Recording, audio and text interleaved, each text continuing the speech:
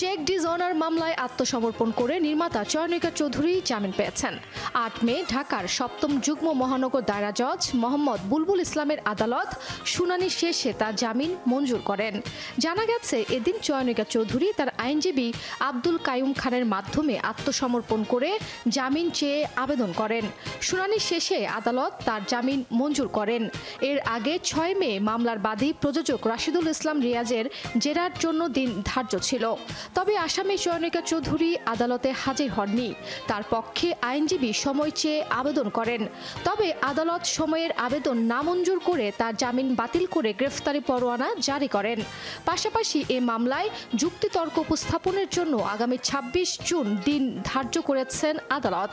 এর আগে ২০১৩ সালের ১৪ মে মামলা করেন প্রযোজক রাশিদুল ইসলাম রিয়াজ।